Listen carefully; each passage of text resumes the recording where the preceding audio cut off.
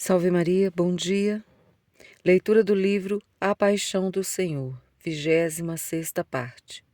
Santo Agostinho comenta que o evangelista não diz feriram seu corpo, mas abriram, indicando que se abria a porta da vida, de onde jorram os sacramentos da Igreja, sem os quais não se alcança a vida eterna.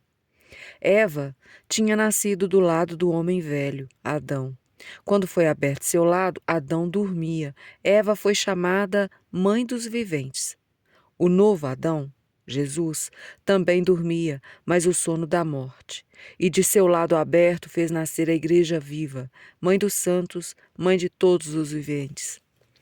Do lado aberto, imediatamente saiu sangue e água, da qual foi formada e enriquecida sua Igreja. Este mistério é grande.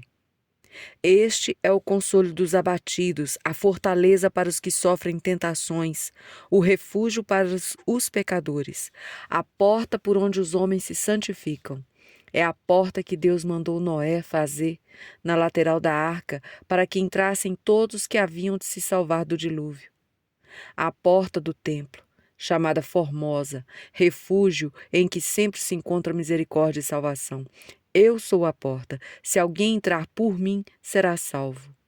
É a porta cuja chave só os amigos de Deus possuem. É a porta que desce à adega, onde se embriagam com o vinho do seu amor. Esta é a porta do Senhor. Só os justos por ela podem passar.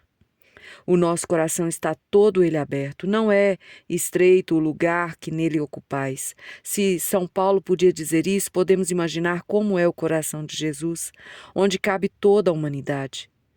Para uma casa tão grande era necessária uma porta igualmente grande, onde estão escritos os nomes de todos os homens.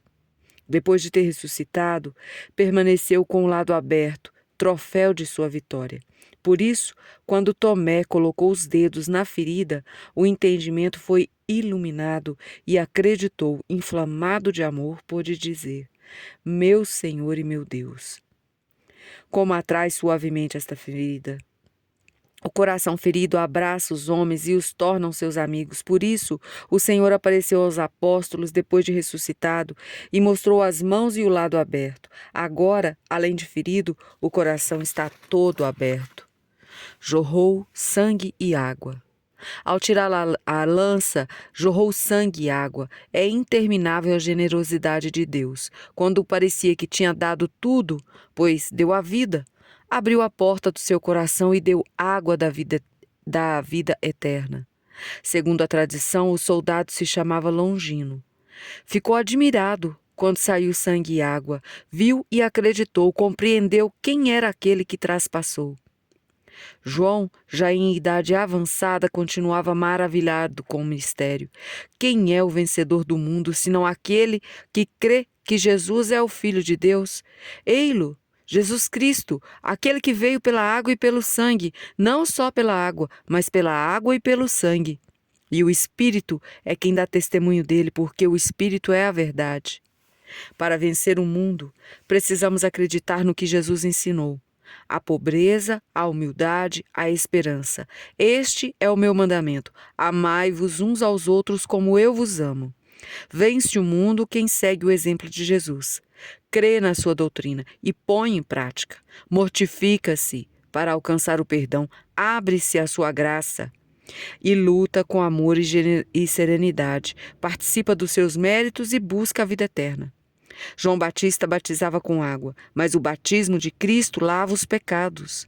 Na noite de quinta-feira, tomou um cálice de vinho com água. No horto, suou gotas de sangue. Do seu lado aberto, jorrou sangue e água. Verdadeiramente é assim, pois não veio somente na água, mas em sangue e água. Estes que estão revestidos de vestes brancas, quem são e de onde vêm?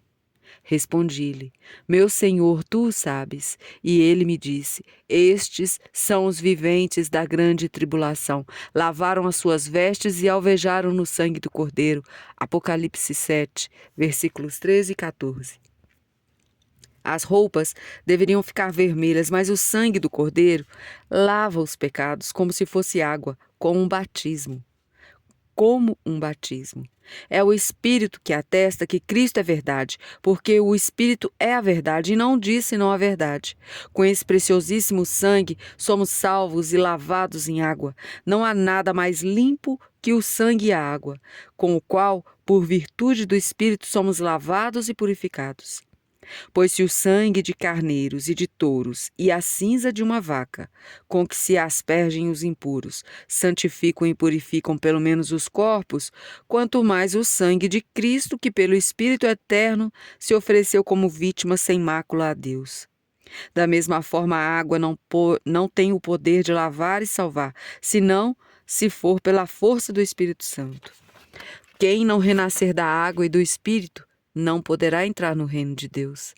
Assim, foi gerado o novo povo de Deus, com água, sangue e a força do Espírito. Desta forma, foi restabelecida a nova e eterna aliança entre Deus e os homens. Na lei antiga, Moisés tomou o sangue para aspergir com ele o povo. Eis, disse ele, o sangue da aliança que o Senhor fez convosco, conforme tudo o que foi dito. Depois da morte de Jesus Cristo, o Espírito Santo deu testemunho de que em Cristo se cumpria as figuras antigas, de que Cristo é a verdade e a nova aliança. Os mandamentos antigos eram duros, mas as promessas temporais, o sangue, era de animais. Mas no tempo da graça, os mandamentos são de amor. A promessa é a vida eterna e o sangue é de Jesus Cristo. Moisés leu o livro diante do povo todo e depois os aspergiu. Na nova aliança, Cristo, pregado na cruz, era o livro aberto. Com seu sangue lavou os pecados do seu povo. Com sua morte, ficou firmada para sempre a nova aliança. Todos foram chamados a lavar-se no sangue do Cordeiro, a participar dos bens do corpo místico, os sacramentos da Igreja. Somente pelo sangue de Cristo se alcança a vida eterna.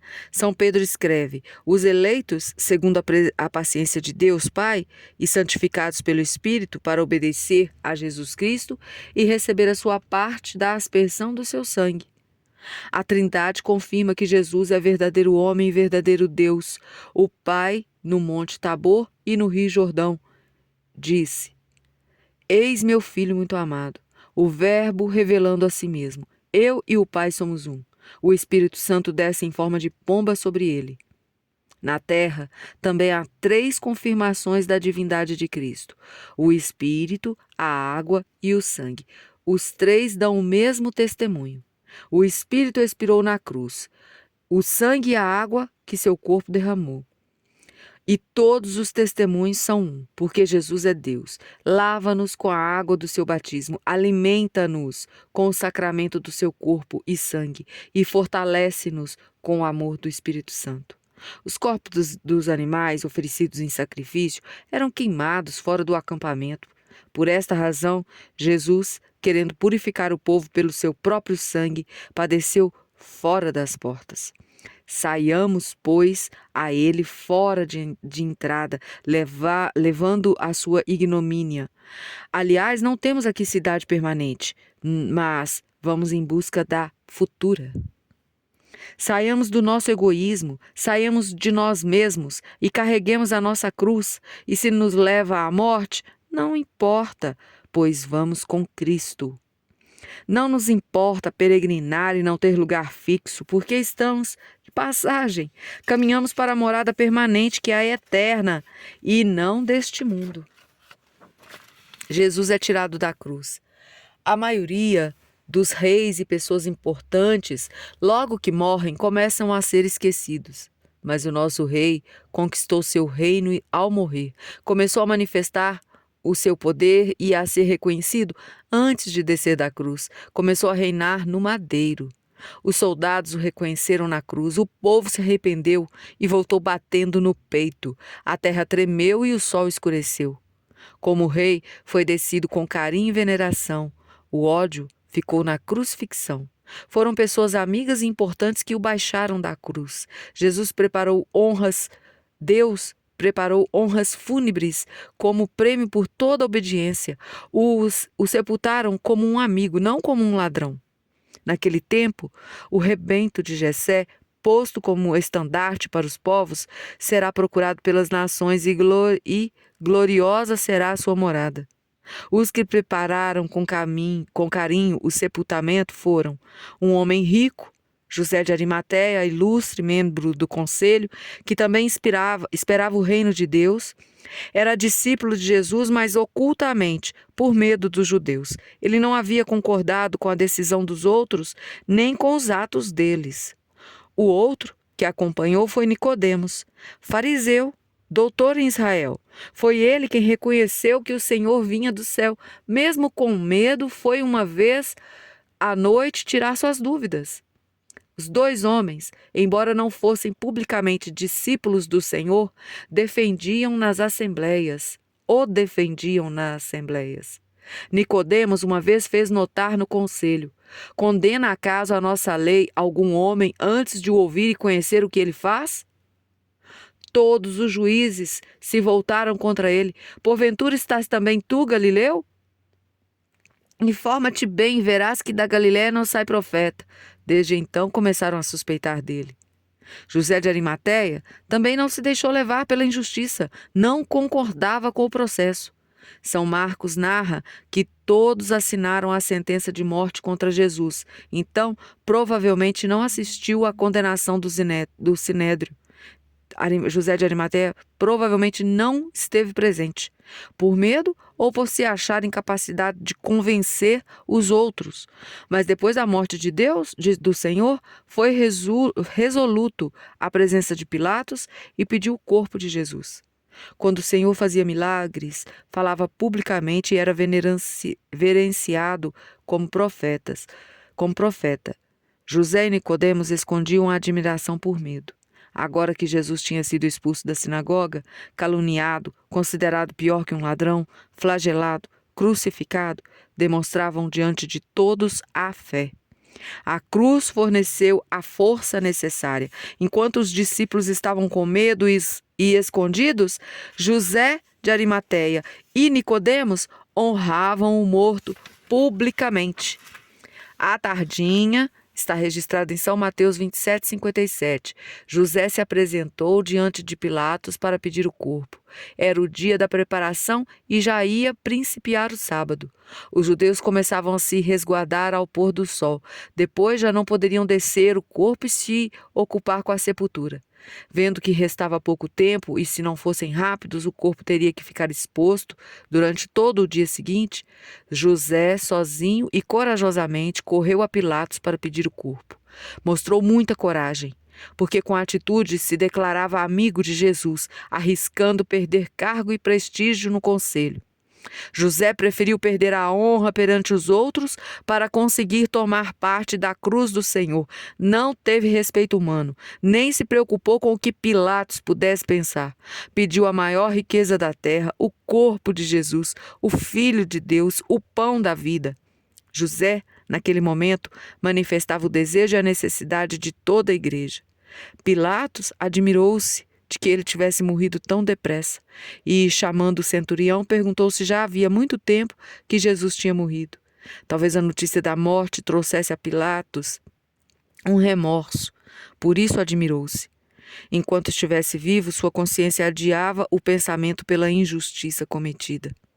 Agora os seus pensamentos remoíam, faziam-no lembrar de Jesus sereno e toda a sua omissão durante o julgamento. Atormentava-lhe a ideia de ter condenado uma divindade.